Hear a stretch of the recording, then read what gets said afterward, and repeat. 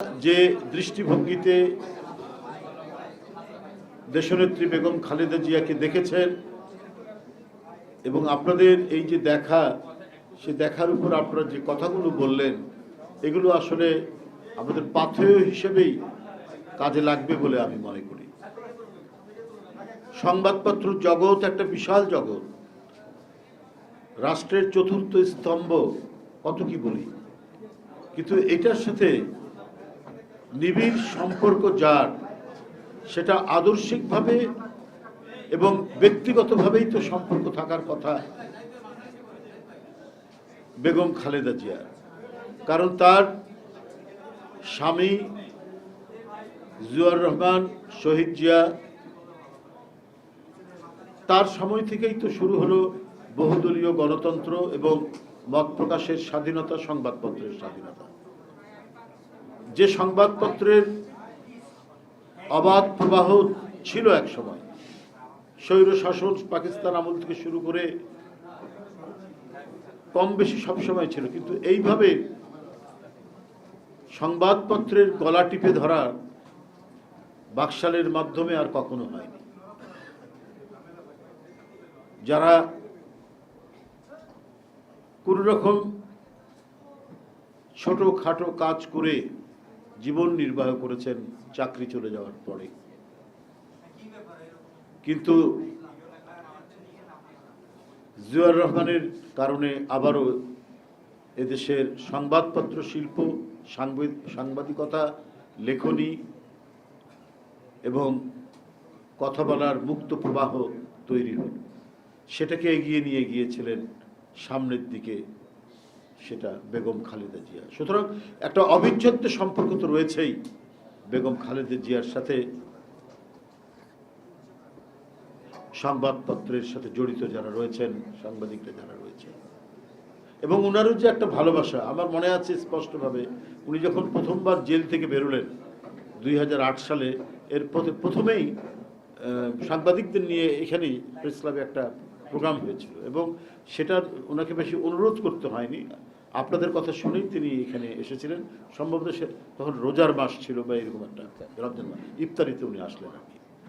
তা আমরা কাছে থেকে দেখেছি, মানে আপনারা যেভাবে দেখেছেন আমরা ওইভাবে না দেখি, কাছাকাছি থেকে দেখলেও মানে তার যে পরিধিতে, তার যে পরিসরটা এত বিশাল, এত ব্যাপক যে ছিল, এবং সেটা ওনার মৃত্যুর পরে, ইন্তেকালের পরে যেভাবে মানুষের উচ্ছ্বাস আমরা দেখেছি, যেভাবে মানুষের যে মানে শোক আমরা দেখেছি, শোকের যে বহিঃপ্রকাশ আমরা দেখেছি, তো সেইটাতেই মনে হয়েছে যে সমাজের গভীরে তার অবদানগুলো এমনভাবে তিনি রেখে গেছেন, সেটা তার মৃত্যুর পরেই জানা গেছে। মানুষের যে ঢল সেদিন প্রত্যক্ষ করেছি। এটা কিন্তু কোনো অর্গানাইজ করা হয়নি, কেউ যে আমরা অর্গানাইজ করেছি যে সারা দেশব্যাপী আপনারা উঠে আসুন, চলে আসুন, এটা ধরুন একদিন দুই দিন সময় পেলে সেটা হতো। আমরা এটা দেখেছি ইয়ের পরে, কি বলে যে উনি মৃত্যুর পরের দিনই তো জানা যায়, তো ওই সুযোগ বা সময়ও ছিল না। এটা ছিল একেবারেই স্বতঃস্ফূর্ত, মানে বাড়ি ঘর থেকে, মানে সাধারণ কর্মকর্তা, কর্মচারী, কেরানি, পানের দোকানদার, মানে সমাজে যারা বাস করে এদেশের জনগণ, তাদের নানা শ্রেণী পেশার মানুষ নিজের তাগিদে এসে সেখানে অংশগ্রহণ করছে। তার মানে যে তার যে অবদান প্রধানমন্ত্রী হিসাবে, রাজনীতিবিদ হিসাবে, তার সামগ্রিক ব্যক্তি জীবন বিশ্লেষণের মধ্যে বিশ্লেষণ করে এদেশের মানুষ যতটুকু দেখেছে, সেইখানে তাদের যে আবেগ তৈরি হয়েছে, সে আবেগ এবং শ্রদ্ধা দেখানোর জন্য ইতিহাসের একটি নজিরবিহীন জানাজা আমরা সেটি দেখেছি। অনেকে এখানেও বলেছেন যে ইমাম খোমেনির পরে এত বড় জানাজা আর কখনো হয়নি। তো খোমেনির জানাজাও আমাদের মনে আছে 89 বা 90 এরকম, তো তার চেয়েও আমার কাছে মনে হয়েছে এটা অনেক বিশাল, মানে ঢাকা শহরব্যাপী মানুষের যেন স্রোত বয়ে যাচ্ছে। এই ছিল মানে মানুষের যে একটা মানে ঢল, শোকাচ্ছন্ন মানুষ তারা যে জানাজা পড়ার জন্য ফিরে আসছেন, এটা একান্তই মনের ভেতরের ভালোবাসা না থাকলে এটা সম্ভব হতো না। আপনারা অনেকেই বলেছেন এই যে মহিরুহু, একটা মানুষ মহিরুহু হয়ে ওঠে, মহিরুহু হয়ে উঠলে তার ছায়া পড়ে, এই ছায়াতে আশ্রয় পাওয়া, এটা তো মানে একটা বড় ধরনের একটা জিনিস। আমরা এই দেশের একটা বিশাল মহিরুহু যার ছায়াতলে আমরা বসবাস করতাম, এই ছায়াটা মনে হয় অপসৃত হয়ে গেল। একটা অভিভাবকত্বের যে ছায়া, অর্থাৎ একটা বাড়িতে যদি বাবা এবং মা বুড়ো হয়ে গেছে, হাঁটতে চলতে পারে, চেয়ারে বসে আছে, তারপরেও কিন্তু সাহস লাগে যে মা বেঁচে আছে বা বাপ বেঁচে আছে। বাইরের যত কাজকর্ম এর মধ্যেও যে কোনো সংকট, যে কোনো মন খারাপের মধ্যে মনে হয় যে না, বাসায় ফিরে যায়, আমার মা তো বেঁচে আছে। এই যে ভরসাটা, এই ভরসাটা আর থাকলো না আমাদের কাছে, যে তার কাছে গিয়ে কমপক্ষে মনের কথাটা বলা যেত, তার কাছে গিয়ে একটা আশ্রয় পাওয়া যেত। সেই আশ্রয়ের জায়গাটা অনেকটাই আমাদেরকে হারাতে হয়েছে। সাংবাদিক ভাইরা, আপনারা আপনাদের কাছ থেকে সত্যি আরও অনেক জিনিস আমরা শুনলাম, তার অবদানের বিভিন্ন দিক, বিশেষ করে সাংবাদিকদের জন্য। তো এই মানুষটি সম্পর্কে আর কী বা আছে, কী বা বলতে পারি বলুন। মানে জাতীয় নেতৃত্বের এমন একটি জায়গায় কত বিচক্ষণ হতে পারে, আমরা প্রতিনিয়ত প্রতি সময়ে সেটা ভেবেছি। আপনাদের নিশ্চয়ই মনে আছে, একটি ক্রান্তিকাল চলছিল ১/১১ সময় থেকে। এই ক্রান্তিকালের মধ্যে প্রচণ্ড দমনপীড়ন শুরু হলো। পরবর্তীতে যারা ক্ষমতায় আসলেন রাজনৈতিক দল, তার প্রধান নেত্রী বললেন তাদেরই আন্দোলনের ফসল। ফলে ২০০৭ সাল থেকে যে ক্রান্তিকাল শুরু হলো, সেটি ৫ই আগস্ট পর্যন্ত একইভাবে একই তালে চলেছে। ২০০৮ সালে যে কথাটি আমি বলতে যাচ্ছিলাম, আপনাদের নিশ্চয়ই মনে আছে যে ১৯-২০ তারিখে ঢাকা বিশ্ববিদ্যালয়ে একটা বড় ধরনের আন্দোলন হলো। সেখানে সেনাবাহিনীর সাথে ছাত্রদের একটা সংঘর্ষ হয়েছে। তো এ বিষয়ে তখন আমরা অত্যন্ত গোপনে, হোয়াটসঅ্যাপ এগুলো তো বের হয়নি, আমরা মোবাইলেই কথা বলতে হতো। আমরা তখন জানতামও না যে মোবাইলের কথা বললে পরে সেটা টেপ হয়, জানাজানি হয়। তখন এইসব ধারণা ছিল না, কারো ছিল না, জনগণের মধ্যেও ছিল না। এটা যত দিন গেছে, হাসিনার আমল যত পাকাপোক্ত হচ্ছে, ফ্যাসিবাদ যত তীব্র থেকে তীব্রতর হচ্ছে, আমাদের তত সাবধান হতে হয়েছে। এবং আমরা খোঁজ নিচ্ছি যে কোন মাধ্যমে কথা বললে, টেলিফোনের কোন মাধ্যমে কথা বললে, কোন অ্যাপস ব্যবহার করলে সেটা নিরাপদ থাকবে, এটা আমাদের খোঁজ নিতে হয়েছে এই সময়টা। কিন্তু সেই সময়ে অতটা ছিল না আমাদের কাছে। তো আমরা টেলিফোনে ওনাকে বললাম, কারণ এর কয়েকদিন আগে শেখ হাসিনাকে অ্যারেস্ট করেছে। তো ওনার সাথে কথা হচ্ছিল যে ম্যাডাম স্টেটমেন্ট করা যায় কিনা। তো শেখ হাসিনা অ্যারেস্ট হয়েছে, দেখুন কতখানি করে দাও, আমার পক্ষ থেকে একটা স্টেটমেন্ট করে দাও। তারপর দেখলাম যে একটা স্টেটমেন্ট হলো তার মুক্তির জন্য। যাই হোক, আরও বিভিন্ন রাজনৈতিক দল তারা স্টেটমেন্ট করেছে, এর মধ্যে ম্যাডামের স্টেটমেন্ট গেল। তো এরপরে যখন বিশ্ববিদ্যালয়ের ছাত্রদের সাথে এই সংঘর্ষটা শুরু হয়েছে, তিনি আমাদেরকে এটা নিয়ে খোঁজ খবর করতে বললেন, করতে বললেন। কিন্তু আমরা তো ওনাকে অনুরোধ করলাম, আমি একটু ব্যক্তিত্বের পার্থক্য দেখার জন্য, এই দেখানোর জন্য কথাটা বলছি, যে ম্যাডাম এটা একটা আপনার ছাত্রদের পক্ষে আপনার একটা স্টেটমেন্ট করা যায় কিনা, একটা বিবৃতি দেওয়া যায় কিনা। তবে আচ্ছা ঠিক আছে, দেখি, আমি একটু চিন্তা করে দেখি। অনেকদিন পর বুঝতে পেরেছি জাতীয় নেতৃত্বের যে অবস্থানটা, এবং সেখানে ওই যে অভিভাবকত্বের জায়গাটা, শেখ হাসিনার জন্য কিন্তু উনি বিবৃতি দিলেন মুক্তি চেয়ে, কিন্তু এইখানে উনি স্টেটমেন্ট দিলেন না। কিন্তু তার কাছে ছাত্র এবং সেনাবাহিনী দুটাই তো সমান, দুটাই সন্তানের মতো। এই যে বিবেচনা বোধটা, এই বিবেচনা বোধটা যে কত তীব্রতার মধ্যে কাজ করত, সেটা অনেকদিন পরে বুঝেছি। একেই বলে জাতীয় নেতা। উপলব্ধি, সমাজের সমস্ত কন্ট্রাডিকশনগুলোকে উপলব্ধি করা, বোঝা এবং কোনটা কি করতে হবে এই বোঝার ক্ষমতাটা যার মধ্যে যত বেশি তিনি তত সফল রাষ্ট্রনায়ক, তিনি সফল রাজনীতিবিদ, যেটা তার মধ্যে আমরা দেখেছি। আপনাদের মনে আছে যে একবার তার বাসা ঘেরাও করে পুলিশ উনাকে বের হতে দিচ্ছেন না আন্দোলনে, এটা সম্ভবত 2014 কিংবা 15 আন্দোলনে, 14 সালে। তো সেখানে উনি রাগ করে বলেছেন যে গোপালগঞ্জের নাম পাল্টে দেব।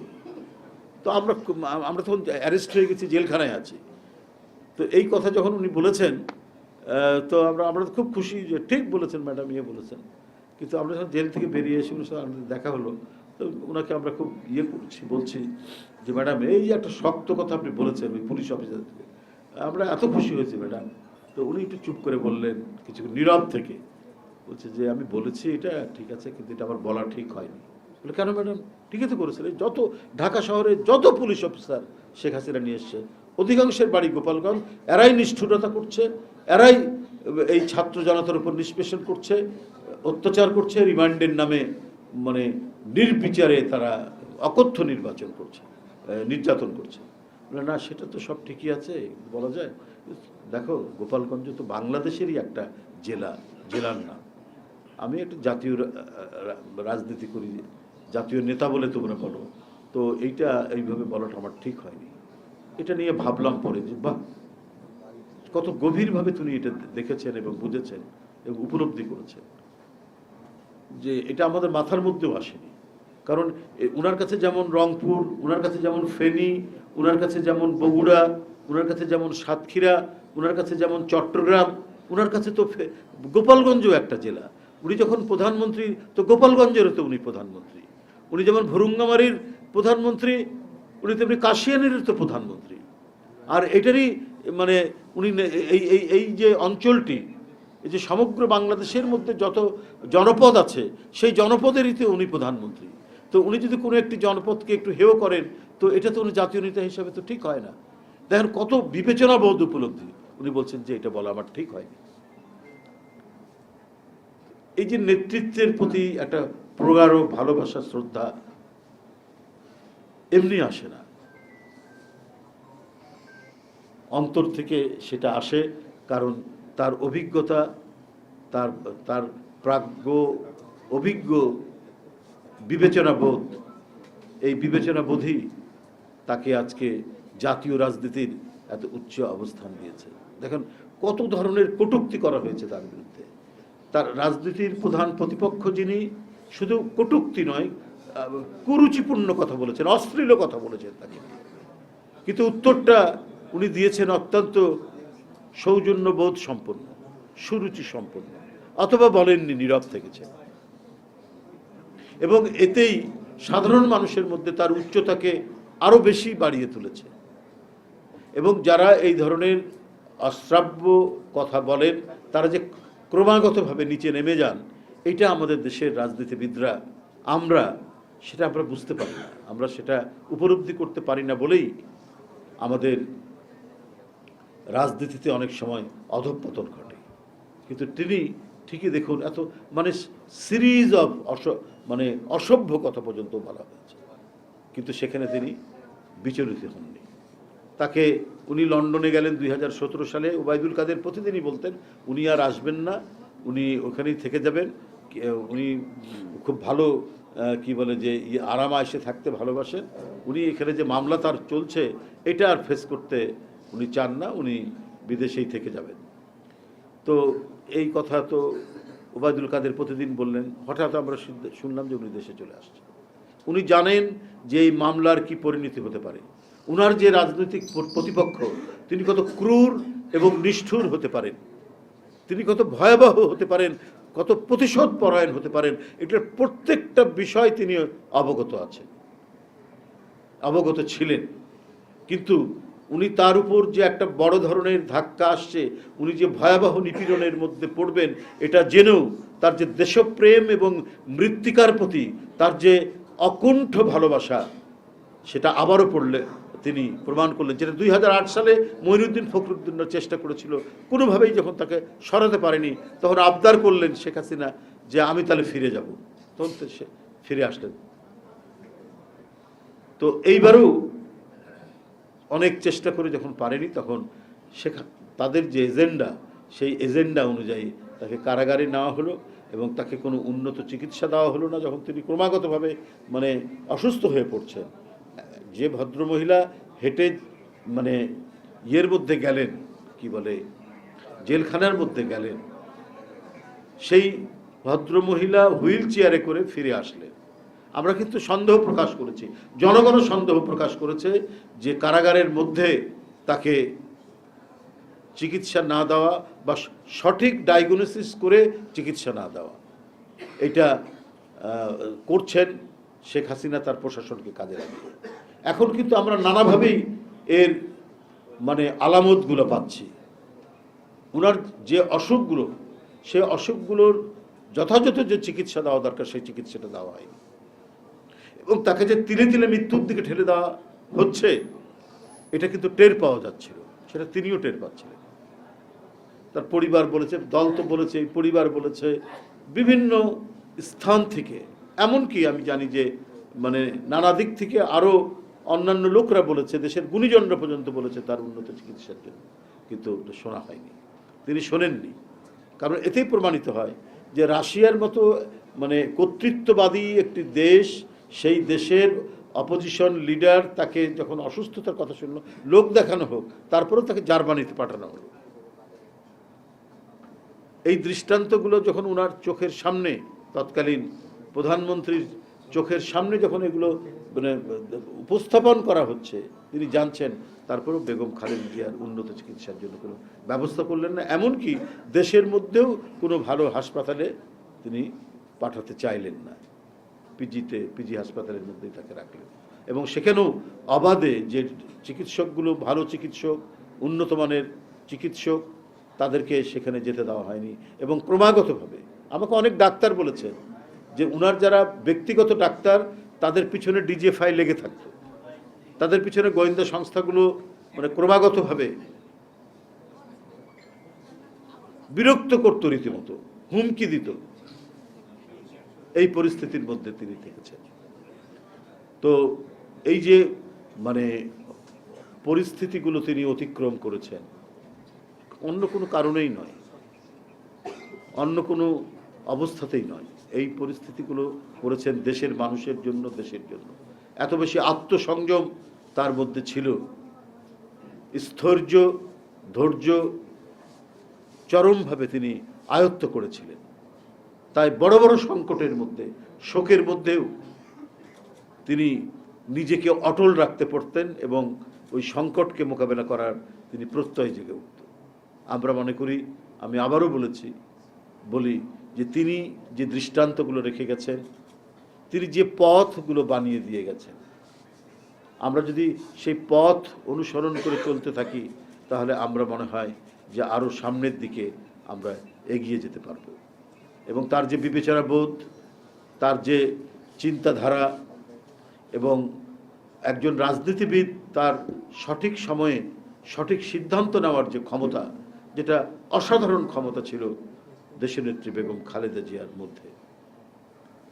এবং সেই ক্ষমতা ছিল বলেই আজকে দেখুন, মানে বিশেষ করে তার যে দল, বাংলাদেশ জাতীয়তাবাদী দল, কত কি বলা হয়েছে, এই দল ক্ষমতায় না থাকলে টিকবে না, মানে প্রেসিডেন্ট জিয়াউর রহমানের সময়। তারপর উনি নেতৃত্ব আসলেন, এরপর তিনি 2 বার ক্ষমতায় আসলেন, যে সামরিক শাসকদের দল এরা কখনো টিকে না।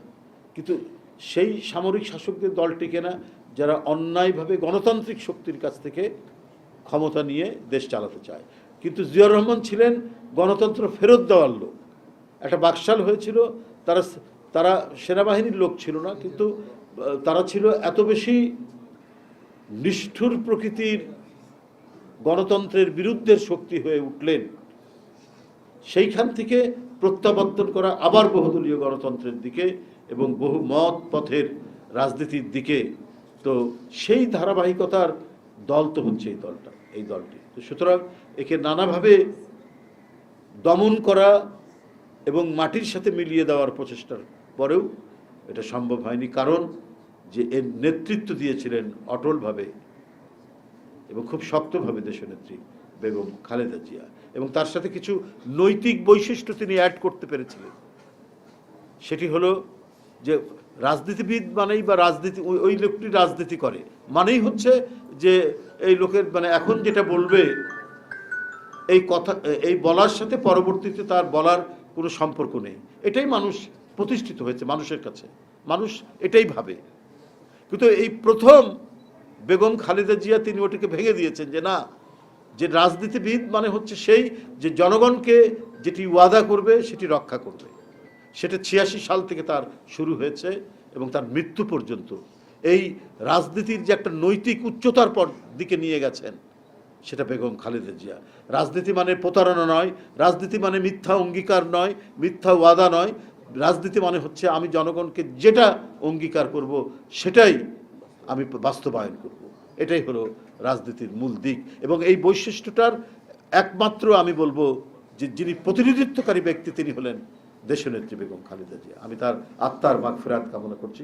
সবাইকে ধন্যবাদ। আপনারা একটু